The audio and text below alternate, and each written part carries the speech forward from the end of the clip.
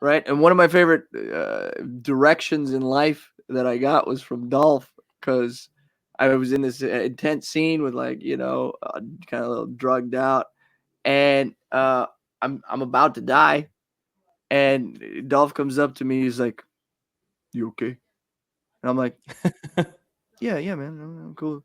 Then he goes, "Cry," and he shakes me, and I'm like, "Ah!" One of my favorites. Hey guys, what's going on? Welcome back to another episode of A Great Conversation here on Nerds and Suits. That was Jonny Cruz telling a story about the Dolph Lundgren. Yes, Dolph Lundgren. A great story, by the way. And just one of many that Jonny has to tell here on the episode. As I mentioned in the show a little later here, Jonny is my oldest LA friend. I've known Jonny for 11 years. We've been in touch and hanging out and at least just laughing at each other's jokes for years and years and years. So having him on here was so much fun for me. This was such a great conversation. You know, no pun or direct reference to the title really intended there, just one that made me laugh, just one that I really enjoyed. So this show feels like it just kind of keeps getting easier and better every single week. But a big time thank you to my brand new Double Diamond patrons, Jeff Alterman, Douglas Emmett, and Doug Castle. Thank you guys all so much for joining or upgrading to that Double Diamond level. And then, of course, a big time thank you to every single one of my Infinity patrons here in the Nerd Network. A big time straightening of the tie to Brianne Chandler, Jake Yakavetta, John Patterson, Lucas Shawshek, Nicole Krafik, and Trevor Fast. You guys kick ass. Thank you all so much for tuning in to my Monday night goal setting show. That's been a really fun one. We've all been hanging out on there, setting our goals together, keeping people accountable. You guys are keeping me accountable as we accomplish our dreams together. So thanks for tuning in. Enjoy this interview with Jonny Cruz. And of course, at the end of the episode, stay tuned if you are a platinum, a diamond, or a double diamond patron to see your name listed in the credits and hear your name read off at the end if you're in that double diamond tier. And of course, like, comment, subscribe. You guys are great. Thanks for watching. Thanks for listening. I'll see you guys in the next one. Jonny Cruz has a beard. That's a thing that happened. It's never happened before, but he's got a beard now. I usually keep a short little, like a stubble kind of going on. But during COVID, I was like, let me see what I'm capable of. Yeah, when I Googled you to post a picture for the patrons, for the Nerd Network patrons, it was all these handsome pictures, real angular jawline, looking real handsome. Yeah, this look, if I had found this picture, I would have definitely used this picture. But this didn't exist online. I couldn't find this one. So yeah, no, it's new, it's hot, it's my new skin. It's my new Jonny Cruz full beard skin. Get it tomorrow. Yeah. Online everywhere.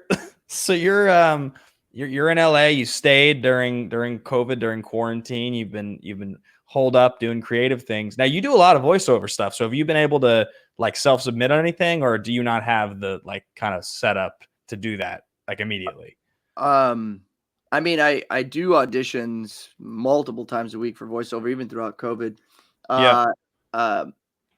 Nothing has transpired, but mostly I would say there's two reasons. Is like I still think some of them are trying to find the best way. I think people were like getting their recording studios going. I was even like thinking about buying a little like recording booth for my house, but I don't really have space for it. And I was just like, I'm just gonna put this thing in my room, or like it doesn't go in the living room anywhere or the back room. So I started treating my closet, which isn't that big, for recording.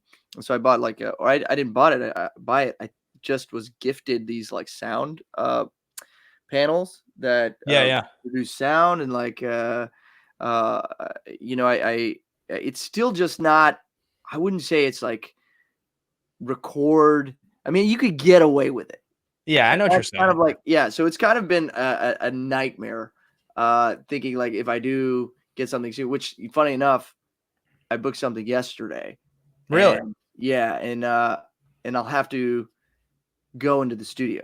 So they're gonna do a studio record. And I was like, at first I was like, all right, do you realize what I'm working with here? But yeah, I guess that's kind of where I'm at with it. And I don't.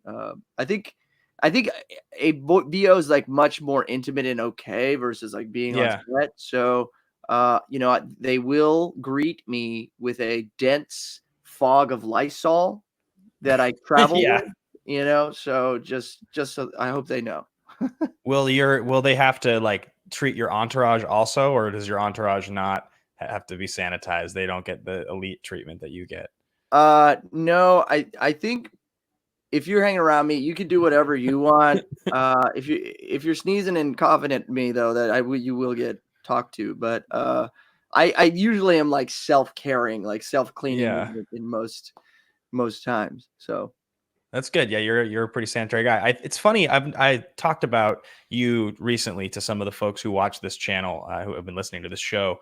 I was telling them, you're Jonny Cruz, my buddy. I think you're the oldest friend I have in LA. I think we met right when I first moved here. I talked to you about this a few weeks ago, and I caught up with you, and we were both at this management company back then called Hines and Hunt. And I don't remember if I must have seen you at like a coaching session or something there. I don't actually, to be honest. I think we were doing Terrence's class. Oh yeah, we were doing acting class. That's Caitlin Tilley and a few other people were in there, right? Yeah. And so when you and I went out, you and I went out after class once and got like dinner or something, someplace off Magnolia, I think. I can't remember where, and had a whole big conversation about like. You had only been in LA for a little while, right? Like back in 2009, that would have been like fall of 2009. Like when did you get here? So maybe like 6 months. I got it in February of 2009. So yeah, just kind of a few months of hanging out, figuring it all out. You were kind of a hot shot in Texas, right? Where you were from? You were like doing some stuff out there. Cool Wheels. I like to think so. Yeah. No, I don't know if everybody else does, but I think in Texas I did become a big fish in a small pond. But the casting directors knew me. I was producing my own videos. I made my own feature while I was down there. I was performing for a pretty prestigious improv theater out there. So I had made my way through the ranks. That was kind of my idea going out of high school, was like, I wasn't ready for LA. So I was just like, well, let me go to a smaller market and see if I could even hack it. So I went to Dallas, went to UTA, started doing theater, and I started like trying to, get some information of how to be an actor out there. I was doing theater, I'd done it throughout high school and in my life. So I had gotten like a partial theater scholarship. That's what got me down there. But there was like little moments of basically me getting a small chunk of information from someone that says, "Hey, I have an agent," and I'm like, "What is that? How does that work?" And then how do you get one? Right. Siphon that information, and then you're like, "Hey, I'm in this acting class for on camera." I'm like, "What is that? What are you on camera acting class? Okay, I'll what's the name? I'll go there." And so you get these little chunks of information, and you start like piecing together the clues of how it all works, and then over time, I was able to start making my own stuff through I was doing I did like a film class, and I started making my own stuff at the same time just to practice and just to learn it all. And then a friend of mine was in the theater, and he had gotten an agent, and he was a good friend of mine. He was also Puerto Rican, and his name was Gustavo. He was like 36, and he was really proud of me because I was basically very driven, and he was like, "Man, you don't do drugs? You don't hang out, and you don't go party?" He's like, "I like that about you." I guess him in his life, he was just fucking. He had done some drugs. He had partied. Now he's in the theater, so he's like, he was just like somebody was looking out for me. I always appreciated that. But one day he calls me and he's like, "Hey man, I got an audition. You want to come with me?" And I was like, "Well, yeah, but I don't know what." He's like, "There's a part in there for you. Probably you could do it." And just go in there and just tell him you're going to audition. I was like, "I don't know. I'm scared." And I was like, "Fuck it." But I was just like, "I'm going to do it."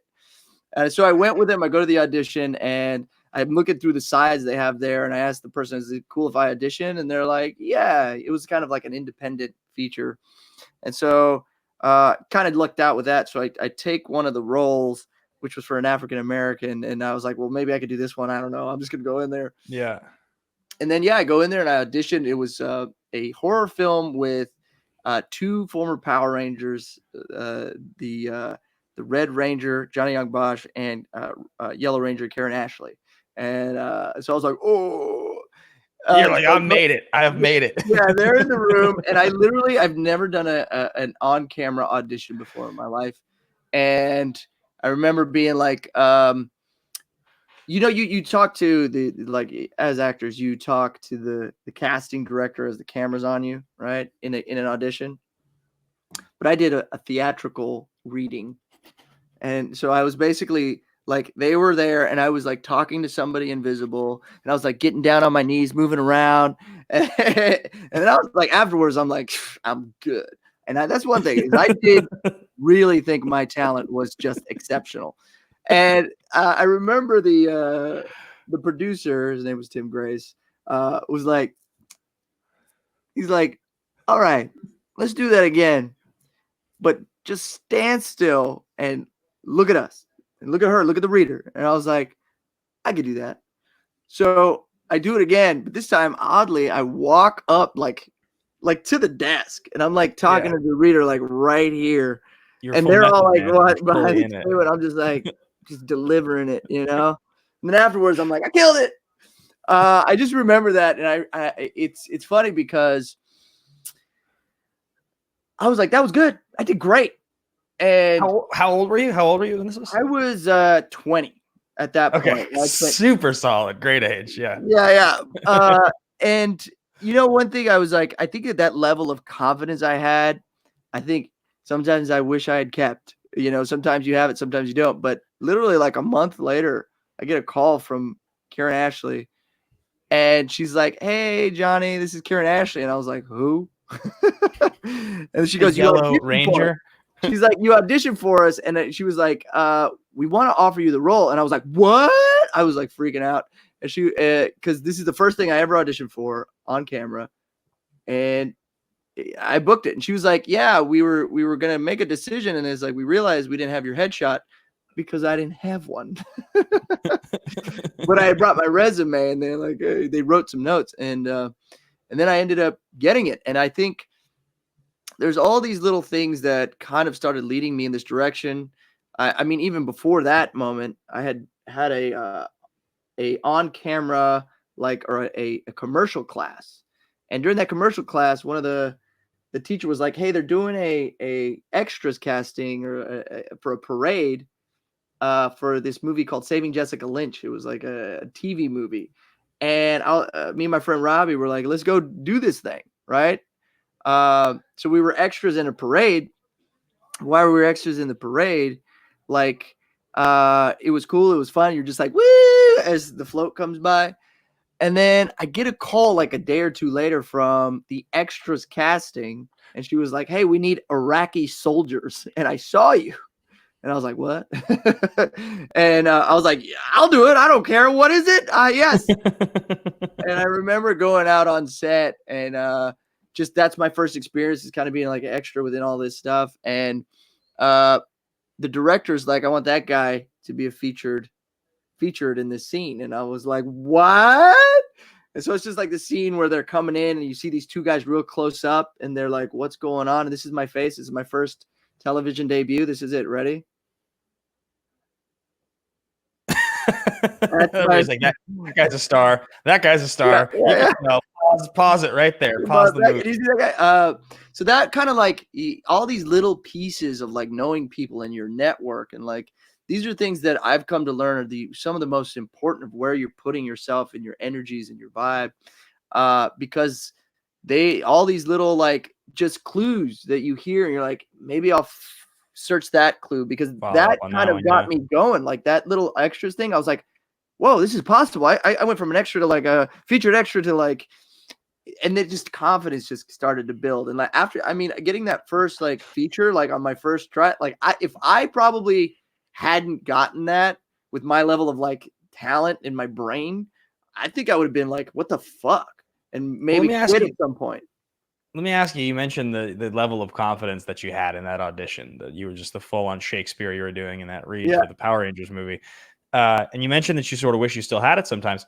Do you think that's like just a normal, because I can relate to that feeling, right? I can relate to how I felt. I mean, I met you when I was 21, and I had a totally different sense of the world and like what I thought I was going to do then than I do now. It's not like it's any different. It's not like it's any less now. In fact, in some ways, I feel so much more prepared now. It's just back then you feel so invincible. Like it's just like it's so exciting. Like you just feel like it's going to catch fire and fucking fly off into the wind or something, right? Yeah. You know, and it is interesting because I still think you get disheartened on when things don't work out, right? And you're just like, wait a minute, but does this mean I'm not as this, that, and whatever? And you come to understand that you don't have control over what happens outside, and there's so many other factors that are going into the decisions, that I don't see. And there came a part where I was like, my goal when I went to Dallas was like, I'm going to be a leading man in a feature length movie. Just that was it. And maybe the absurdity of it's, in my brain was very like, this is a possibility, and you weren't seeing very many like brown leading men at that time in the way in which I am. Right. And I was like, it's going to be me. And over time, you realize there's certain things that were, I was booking stuff like over time, like because in that market, I was probably one of the best brown guys in the market. Right. And so I was booking stuff that was coming through that needed brown guys. Right. And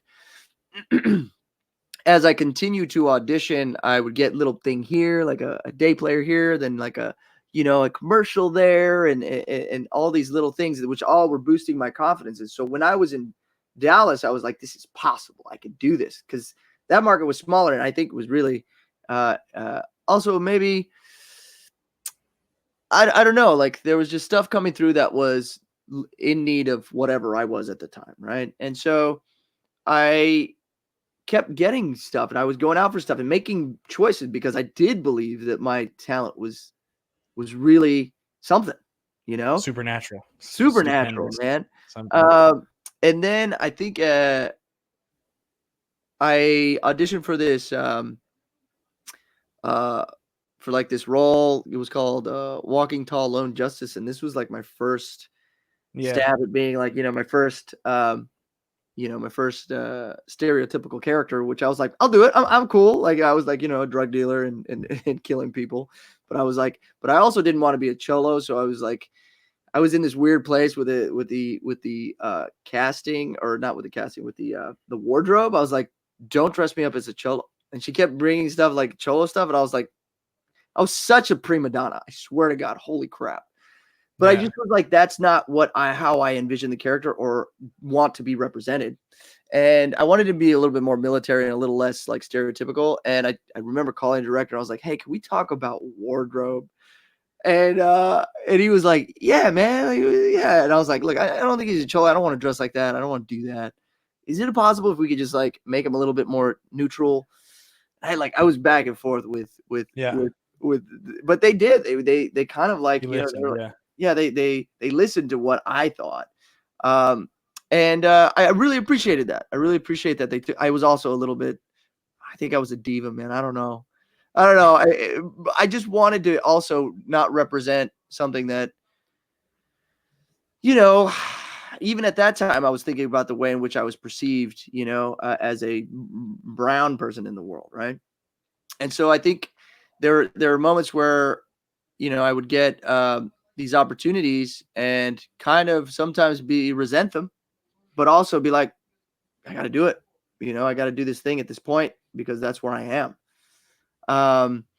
And over time, in Dallas, I definitely played a lot of people in jail. I played, some drunken low life characters and things like that. And over time, there was this thing. I remember auditioning for this this independent movie. It's called Exit Speed, and it was actually like just a normal dude with a girlfriend in a truck. And I remember being like, I like this. Just a normal dude with a girlfriend in a truck, and they're talking to somebody. It was a small, like, I don't know, 4 lines in this movie. And I remember going to that audition and feeling confident. Here's another moment of me being out of my mind. And there's a girl who I'm going to audition with, and I say, hey, do you mind if during this audition, like, I kiss your neck or like am close to you? And she would, thank God for her. She was like, oh yeah, I'm down. Right. And so I was like making these bold choices at that time. So I go in there and I'm on camera, and then they say, okay, action or whatever, they're recording. And I literally just dig my face into her neck, and she's laughing as she's saying her lines. And I just pop up and I say my line and go back to kissing her. Right. Wow. And afterwards, I was like, well, that was, awkward, but fun. And I ended up getting that role. Right. And they were seeing anybody. They were seeing like all kinds of people, all ethnicities. And I appreciated that they had given me the role. And then they were talking to me to say, when they saw my tape, they were laughing so hard at this guy who's just fucking going for it. And then on set, I conducted myself with just like, I was just chill and polite, but also, a little salty, but fun. And I remember this guy, I figured this out later because I ended up doing 3 movies with this company because one of the lead actors had talked to me, and he told them, he was like, that Jonny Cruz guy, I only had like 5 lines. He was like, you guys should watch that guy. I like him. And he was one of the stars. And so they did. And so they ended up making another indie film, and we're like, hey, we're going to give you this cop role. And then I was like, amazing, an offer. I was like, that's great. And then they call me like 2 weeks later. They're like, you know what? Sorry about that small police role. We're not going to give that to you. One of the other major actors backed out, and we're just going to give you that role. And so they just. What movie was this? This was The Beacon, right? It was a horror film. Okay. I've seen that one on TV before, I think. I feel like I remember. They're out there, man. You can find them. These all little kind of indie movies. And this one, I was like, I'm going to play a character. I always wanted to be like a character actor, man. And is this one where you play like a crazy scientist? It is, right? Yeah. I'm a TA who's like really into like the metaphysical world, and I'm like, I've seen this on TV. Yeah, and I have like a lisp and like a weird walk. It was great. It was like, this is the character stuff I've been hoping to achieve. And then after that one, man, like they had a feature length action movie where they were like, hey, we're in this distribution deal. We want to pitch you for the lead. Like it and this was also a lead that wasn't, brown or anything, but all these, like, I was making shit happen, man. And I was like, I'm doing it. And then they give me this audition for this lead role, and they want me to put it on tape. And it's an action movie, and it's the lead role. And I was like, whoo. So I remember they were like, can you send us footage of you fighting? And I was like, what? And they're like, of course I can. A couple punches and a couple kicks. And so I was like, okay. So I sent him, so I do the audition, and then I go to the park, and I have my friend, he's recording. And I'm literally just like doing like kicks and stuff. I'm a little acrobatic in some ways. Yeah. But at one point I remember being like, God, I feel dumb. And to my to my friend who was recording, and he said something that was like, and he had said something in reference to like believing in the possibility, which it was like this inside thing of something that I had said to him at some point, and then I was like, you're right. And then I just started punching again. So I got to appreciate him. So I remember sending that and being like, man, that was dumb. But then a friend of mine, I reached out to him, and I was like, he made like choreographed action, like movie stuff, like little mini choreograph, because he's a choreographer. And I was like, hey man, can you shoot like this action thing with me, or like a little quick action thing? And he was like, I can't. And so like, I was like, oh, I guess they'll see what they see. And then he calls me back. He's like, you know what? I could do it Friday morning, 6 a.m, all the way out in like Anaheim. And I was like, oh, but I was like, do I want to be a lead? I was like, maybe this will help, So I go down there. He has this dude who's shooting, and we choreograph this fight scene in like an hour. Then we go through like another park, and we film it, and it's like intense. And then he edits it and sends it to me that day. I was like, that was fast. And then I write the producers, and I'm like, hey, here's this extra footage I shot of me doing like some stunt stuff. And they're like, okay, cool.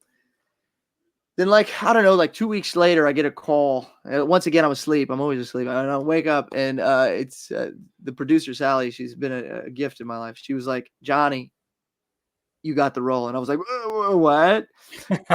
You come to, and she's like, yeah, like, at first, the distributors were kind of wary because you weren't a name. And thank God you sent that action video, because when they saw that, they were like, give him the role. And it's all these like little moments. And so I got to do this movie where, I'm doing all my own scenes and action stuff. It's called Infiltrators. It's on Amazon. And it was really a gift, man, to get to that point in Dallas. And after that, I was like, I'm ready for LA. I did what I said I was going to do, Yeah. That's and, listed on IMDb as 2014. When did you shoot it? No, that's right. No, I was already in LA. That's right. I was here in LA. Yeah, because you said Anaheim, so I was thinking, Yeah, no, that's right. I was here. I was like, yeah, it was 2 years in. That's right. I guess I left a little preemptive. Okay.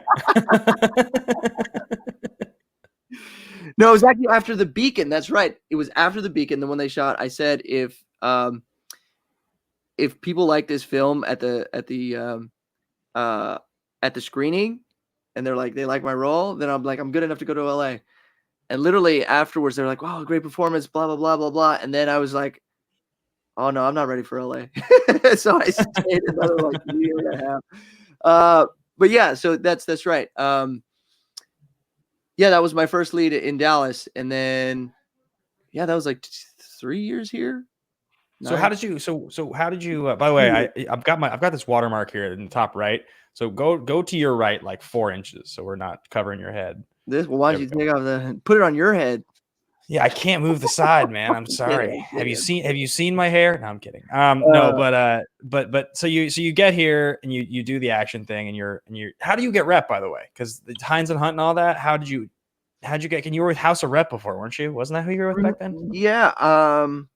So when I moved to LA, I had already like tape. I had some good tape. I had Walking Tall. I had Missionary Man. I had a couple of things that were like pretty good, like a pretty good tape, right? And isn't Missionary Man with Dolph? Aren't you in that with Dolph? Dolph Lundgren, man. Yeah, that's right. Yeah, and are you like his sidekick in that movie, aren't you? I am. And it was wild too. And that one is funny because I had done Walking Tall with the same producer. The producer, I remember getting like 30 calls in a day from my agent, my producer. I was like, what the hell's going on? And they had to replace an actor because he was getting drunk and causing all kinds of shit on set. And they were like, hey, we worked with you and you're brown, and we need to replace this actor. And so I had to come in, and they had to fit me with a wig and all stuff. And they were like, you're good to go. So I ended up just getting that role just because of a previous job I had worked on. And I fit the role. I a few years into the time I got to LA, I did an interview with Dolph, and he was cool. He made some funny comments. A nice guy. Yeah. What was it like working with him? Like being in a movie with him? I mean, was he? He had written it, directed it, was starring in it. I mean, the man's smart and very like. He was very just direct voice. Direct. Yeah, right. Right. And one of my favorite directions in life that I got was from Dolph, because I was in this intense scene with like, kind of a little drugged out, and I'm about to die. And Dolph comes up to me. He's like, you okay? And I'm like, yeah, man, I'm cool. Then he goes, cry. And he shakes me. And I'm like, one of my favorites. Cry. That's pretty good. Yeah, I saw him a few months last year, like at the end of the year. I was at a convention with him, and I was like, Dolph, and he was great. We just chatted, and I like how his kind of arc and where he's come. I watched his TED talk on just like his family and where becoming vulnerable, and just as a person and dealing with old trauma and stuff, I respect the man fully.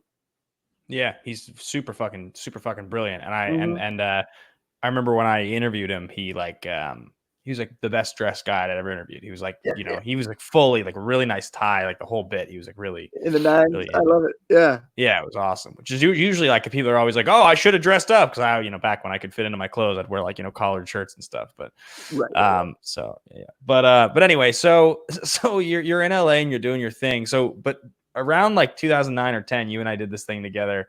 And this is how you and I started to spend the most time together. And I've told the story a couple times, but I started to show on a stream last week. I showed like 30 seconds of this thing, Tetsuo, that we had worked on together. I showed like a few seconds of it. Yeah, and I couldn't get the sound to play, so I was like, we'll do this another time. I'll probably stream it at some point with the people who are watching this. But what that is Johnny and I did this we did this thing called the group that it came out of was called Untitled Actors Workshop. Right. Yeah, and it was right on the time I'd met you, and so we like got together and we like I wrote this like manifesto. It's like I want us to come in and meet once a week for 3 hours. We'll leave our egos at the door. We'll like coach each other. You had an improv background, so we had you doing that, and it was ridiculous. I mean, I was so overzealous. I was like 21. I wanted to control everybody. But you were into it. We did it. We did the fucking thing for a year. We met for 3 hours a week for almost a year. Yeah. And then you wrote this thing, Tetsuo, and we were going to shoot it and I was going to star in it. When I watch that video now, dude, I look like this skinny little, like pale vampire kid. Yeah. It's so funny. It's bizarre.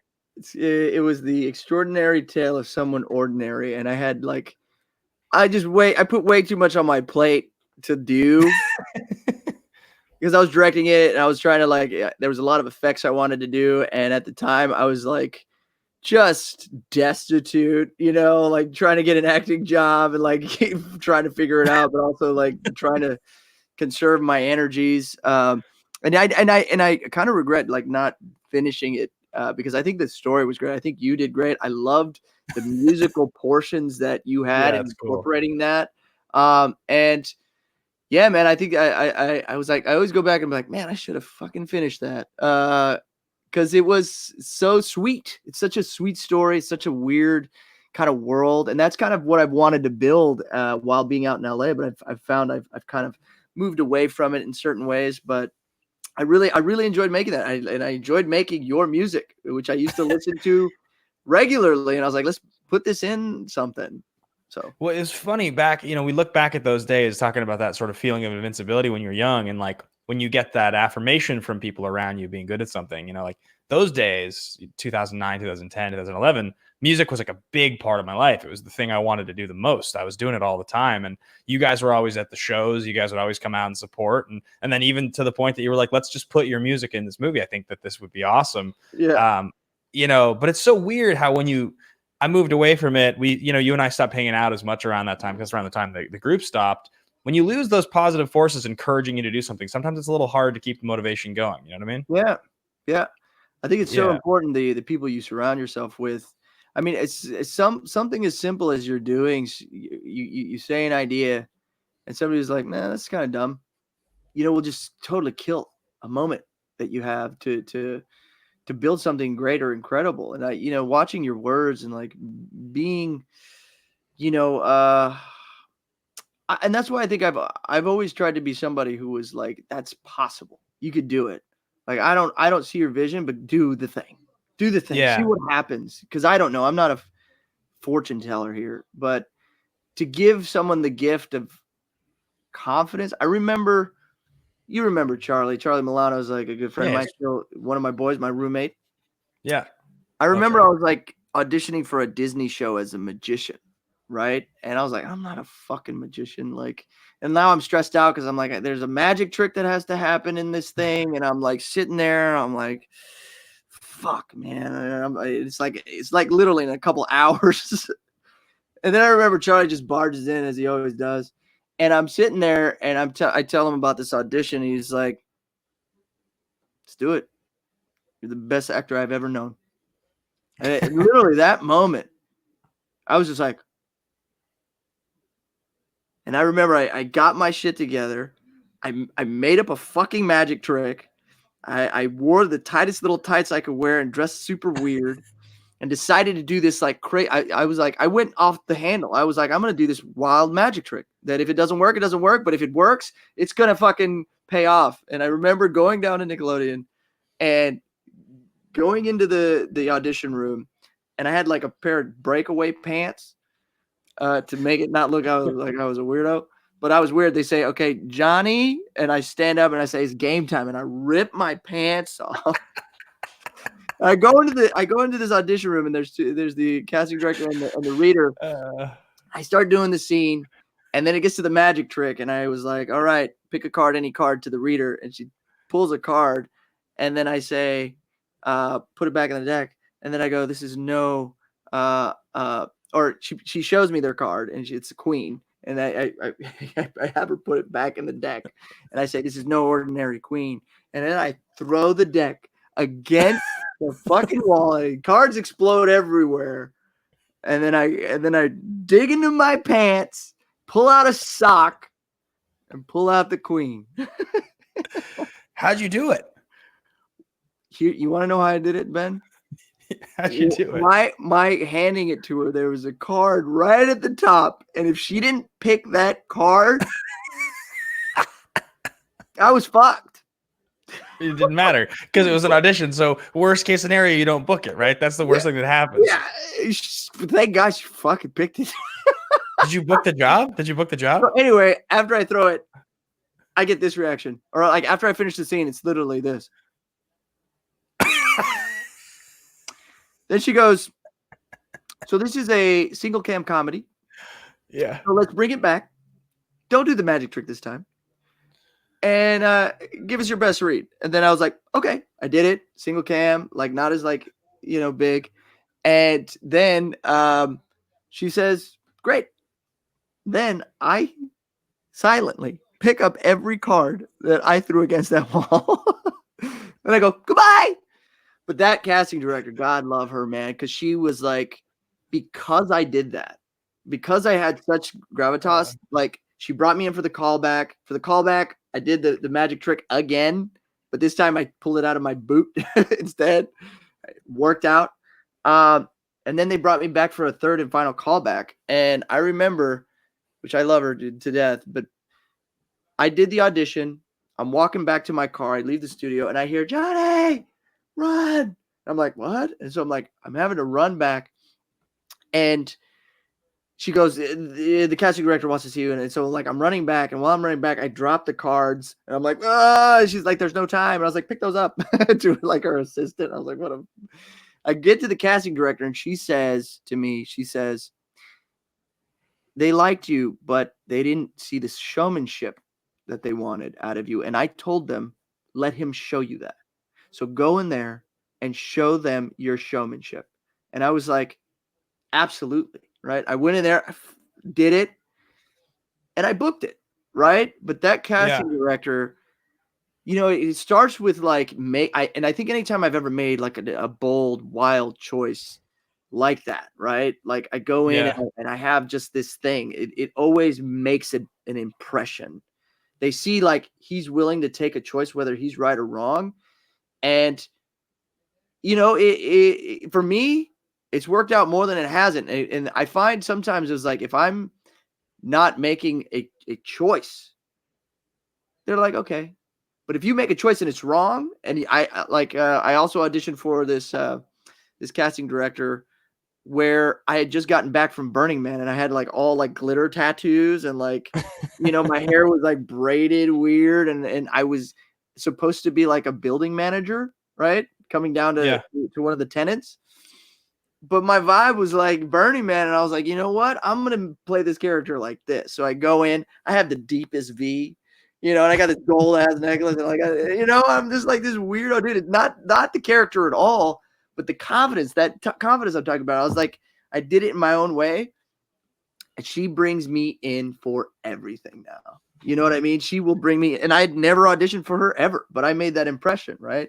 Not like I meant to. I was just in that vibe, but being willing to be in that vibe, I think was interesting. Important. Yeah, it's interesting when you talk about that and like sort of the what you bring to the table, what you commit, the energy you put out, the way you interact with the people you meet. Because again, like you and I, when we met in 2009, I mean, other than Tetsuo, you and I have never worked on anything together. We were in an improv class together. You come to my shows, I've come to your improv shows. But aside from that, in 10, 11 years, we've just been friends. We've managed to stay in touch for 11 years. But other than Tetsuo and the Actors Project, we've never worked. But there's still a reason we stay in each other's lives. As well as being friends, it's because there was something you were bringing to the table then and something I was bringing to the table then. And it was like, I get this guy. That's the kind of person I want to be around. And that's the same impression you make on someone. You make the bold choice in the casting director's office. It's the same kind of thing that happens when, I watch your improv show and you do something stupid and ridiculous. And 4 out of 5 times, maybe it doesn't crush, but the 5th time when it crushes, it's the most brilliant thing I've ever seen in my life. And I'll never forget it. You know what I mean? Yeah. And that's the point. That's the point. When you lay it all out there and everything you do professionally, creatively, it makes a huge impression on people. Right. And that's the thing, is how can you allow yourself to take those risks? And I think over time you get a little bit more afraid, or you're like, I don't know. Like you think you know what they want. You think you know what works. And then you get stuck in certain like rhythms and you're like, and then one day you're just like, I'm going to do this way. And then it just kind of breaks a rhythm or breaks a pattern. And I think for me, it's been an interesting time in LA as I, and it's an interesting time now, is like more and more people are just like saying, yo, like we need more, Brown on TV. Because when I was coming up, it was Brown on TV, but you were just portrayed negatively.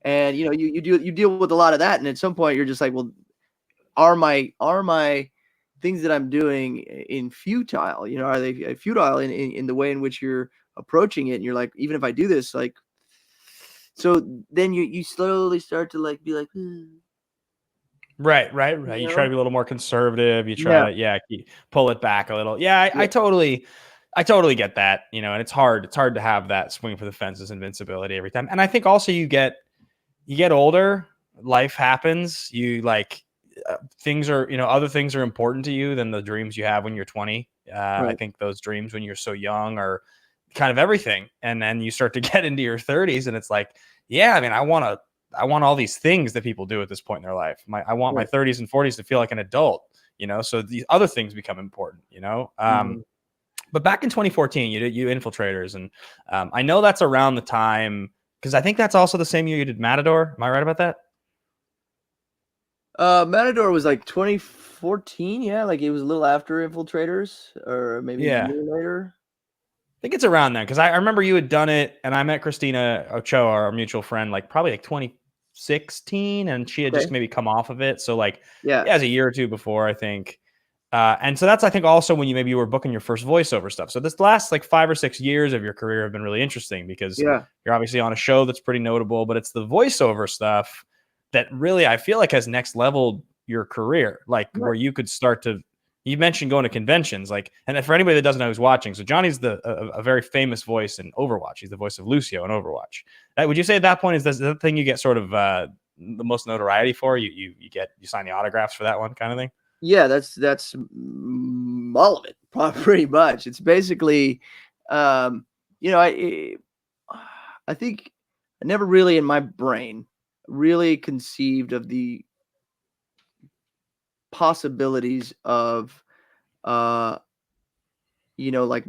media that goes beyond just television, right? So I wasn't trying to be a voiceover artist. In my brain I love to play characters, and I was like, yo, that'd be cool if I was on a cartoon or something. That's rad. But video games didn't really approach my mind, because a lot of times the stuff that when it was coming from video games, they didn't pay very well. And it was also like, I don't know what this is, because they were under code names. And also I had given up my gaming, like part of my life to like become a man. And so I was like, that's behind me. What are games going to do? Yeah.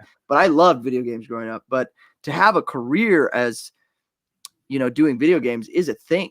Right. Oh yeah. And I didn't know that. But luckily I had, when I got to LA, Hines and Hunt sent me up with a voiceover agency and Imperium 7, and I did an interview, and basically in the interview I was like, I don't have a demo reel for you, like but I'm me, and if you like me.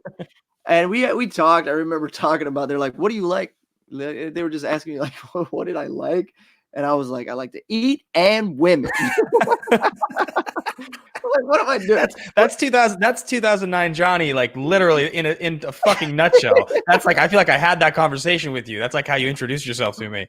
Yeah, and I was just being like myself, and then they had me do a reading, and then I didn't hear anything for a week, and I remember the email I sent. I was like, "Yo, guys, are we gonna do this or what?"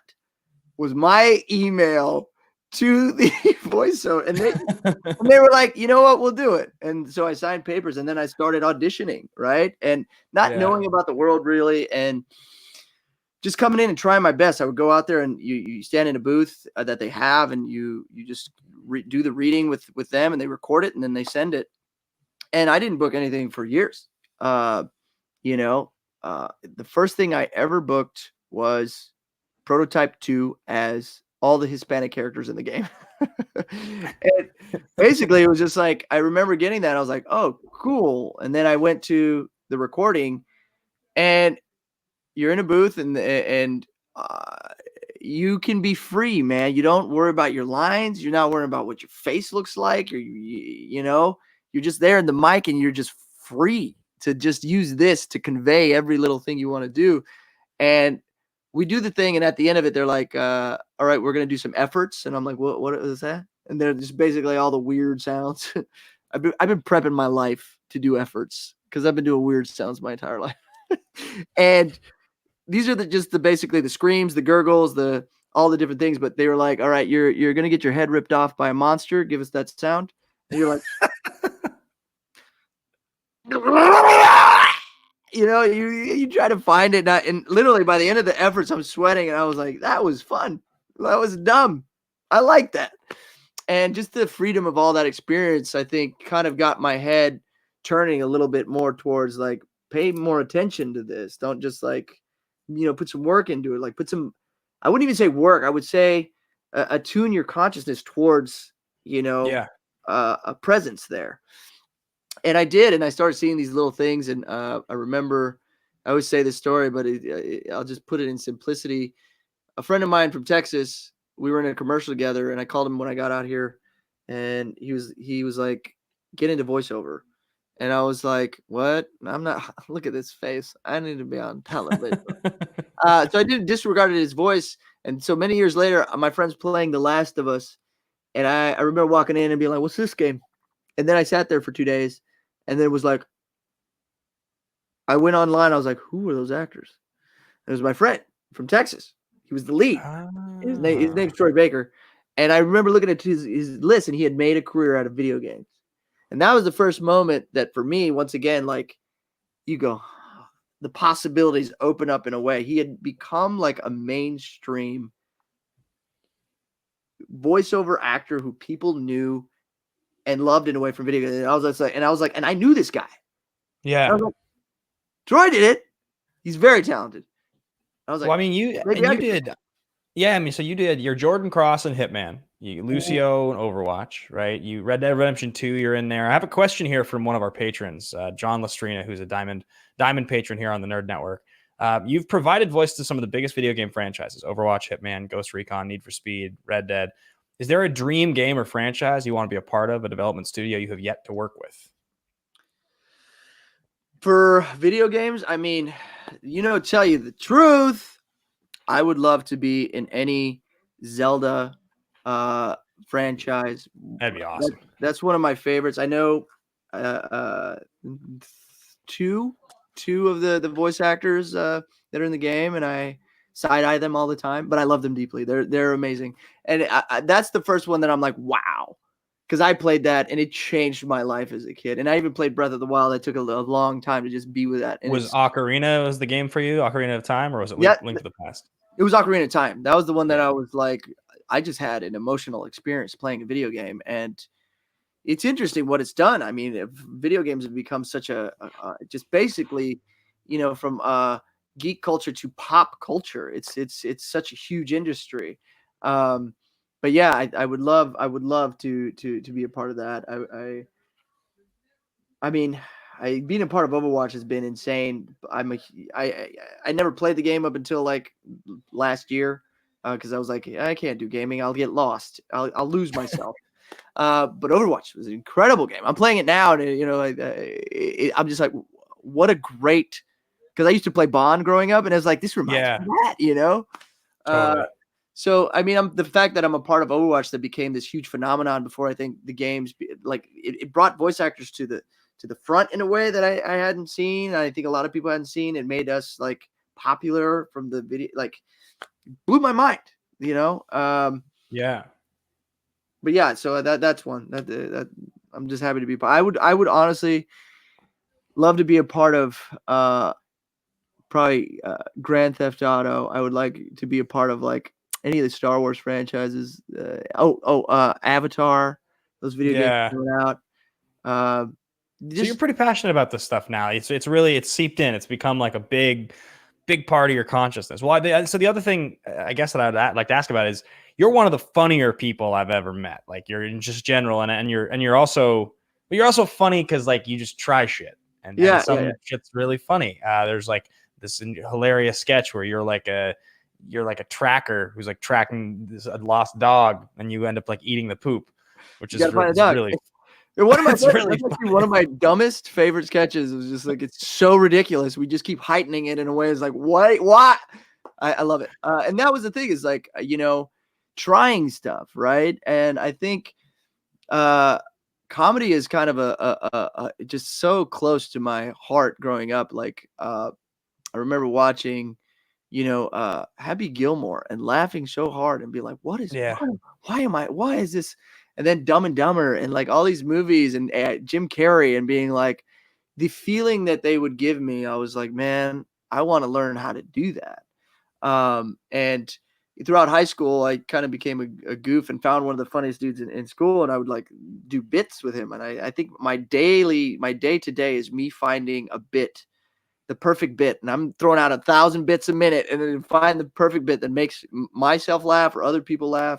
It's an addiction. That's my addiction, is like just doing bits. And I would take those bits and I would make them into, comedy sketches, and see if they worked, to see if like I could translate the feeling I had, because you did like Cholo Willy was one that went a little viral at one point, right? Wasn't that a thing you did? That was a long time ago, before I was just like, I can't do anything more Cholo. It was like a lovable, heartfelt Cholo, and I was like, and that's a big thing that I look at, is like playing with polarities, is like smashing two things together that in your brain you're like, that doesn't go. Like a Cholo who loves animals, he's got a kitty saying how much he loves the kitty. A lot of my sketches, if you watch them, they're playing with characters that have a sense of polarity. They're smashed together. And I think if you watch comedy, you'll start to see, why are things funny? It's because you don't expect this from this type of person. They're going to do this. But when they do this, it makes you laugh. Right. So yeah, and when I approach comedy, when I'm doing characters, is like, what is the polarity here? Where's the funny here? Well, so one of the, improv is a place that I've known you and watched you for a long time. Some of your improv troupe friends or people that I have gotten close with and I love. Teenage Dad, you and Ray Timmons was the thing you did for a while. And that was like an Instagram. It was like an IG Live thing. Where was that premiering? Where did I watch that? It was on IG, wasn't it? So me and Ray, one day we're doing a bit. I don't know. It was like, I think Ray sang. We were just hanging out. I was going into my room and I just heard him go, something happened with science. And then I go, and now he's got a teenage dad. And they were like, oh man, that's so dumb. So dumb. Like, and they were just kind of like riffing off of that. I was like, well, what would it be like if, this kid had turned his dad into a teenager and now he doesn't want to be a dad. He just wants to, fuck around and be weird, And then we just did a couple words, like we came up with a couple of like bits, and they were like, I had the idea of like, we should make it a sitcom on Instagram stories, a sitcom on stories. I was like, that's a pretty fun, like weird way to deliver, this short little nugget of dumb. And we just kept doing it. We were like, we'll do like 5 or 10. And we did like 10 little, like 1 minute, 2 minute sketches and put them on Instagram as a story piece. You could watch it. And then over time, like we just kept making it bigger and bigger. That's something I do. And I need to stop. But then we turned it into like an epic season, you know, of like this mega corporation trying to find teenage dad and get the results. And then we were able to get Richard Dreyfuss in the series, who was I was a big fan of. Like, I think that's the biggest thing is like we started with just a dumb bit, and then we tried to see what would happen. But then, you know, some of my fans, they enjoyed it, so they went from Overwatch to enjoying this dumb little like way to consume, you know, a moment. And it was fun, man. It was fun to like. I enjoy creating a bit and then putting it out there, and then seeing if somebody else gets a joy out of that little bit. That point you make, sometimes like, it's weird, but yeah. That point you make is really interesting, right? The fans, the sort of the fans finding you from one place and then enjoying the other thing you do. Because like ultimately we all have, I guess, like the things that we've come up with that maybe bring us the most joy. But very rarely for most of us are they the thing that gets us the most acclaim or most fans or whatever, right? Like, you know, a lot of people that are watching this interview, they follow this movie trivia show. I'm a part of the movie trivia Schmodown, and like they, you know, I've gotten to bring some of those people into music or some of the other fun shit that I like to do. But if that's what I'm putting out there and I'm never on the Schmodown, then none of those people ever find that stuff. They would have a reason to, you know? And so like when you think about like the Overwatch thing, it's very cool that you get to have these dumb bits that you put on Instagram. And then some of those people like, this guy's so much more than Lucio. This is really funny. I'm going to follow. I really want to know what else he's doing.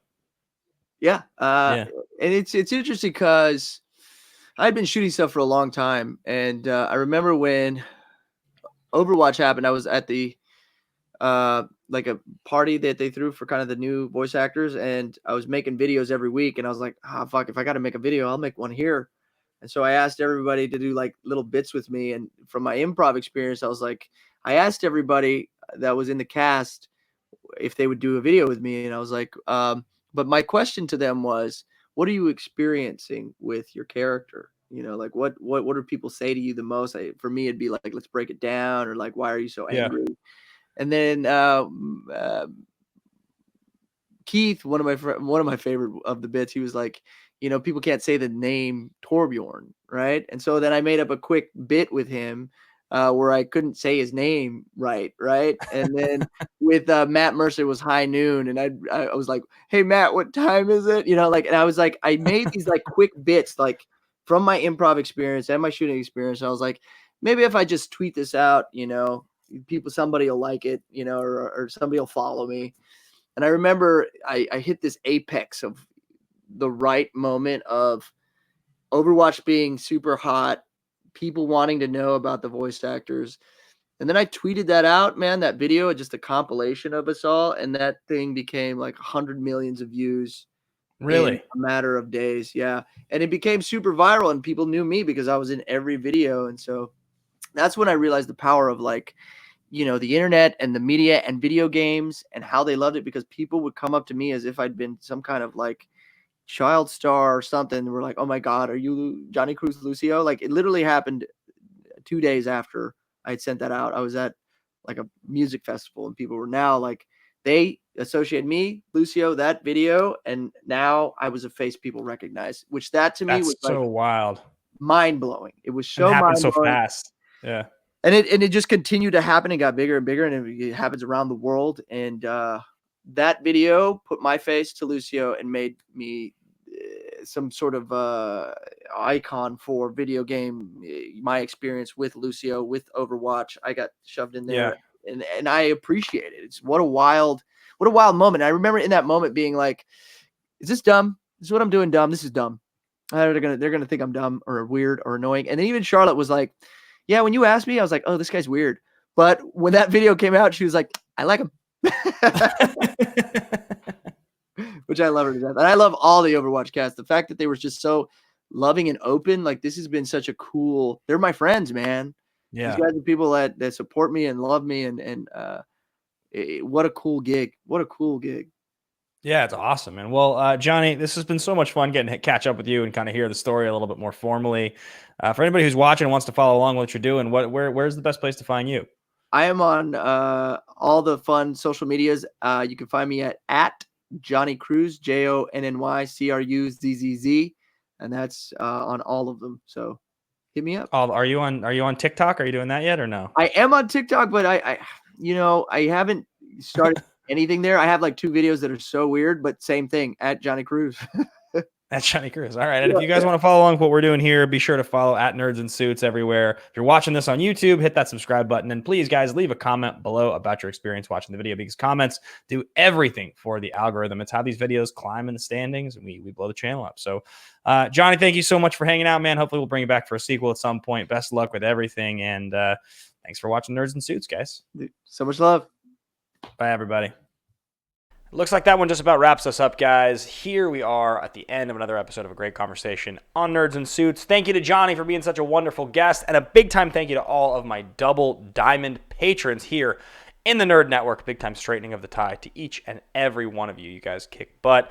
That is a big shout-out to Charlotte Gherkin, CJ Robinson, Doug Castle, Douglas Emmett, Philip Gustafson, Jeff Alterman, Jeremiah Morris, Pardis Jessa Dawson, and Joseph Boros, my brand new upgrades there. Stay tuned here in just a quick second. If you guys are at the platinum level or above, you'll see your name scrolling in the credits. And be sure to tune in tomorrow, Saturday, the 25th of July at 6:15 p.m. Pacific Standard Time for our 4th studio diary. I'll be showing you guys a bunch of cool stuff I'm doing with the album, new songs, covers I'm working on, talking about the progress there. I'm really excited about that. I have loved the studio diary. That is for all of my diamond patrons and above. You guys all show up, and it's a great time. So thanks for watching. Thanks for listening. As I always say to every one of you guys when you're watching the show, please leave a comment, hit that subscribe button, and hit the thumbs up. When the video's over, if you guys just hit the comment button, it does so much for the video. Please do it. All right, guys, thanks a lot. I'll be back next week with more content. Thanks for watching. Have a good one.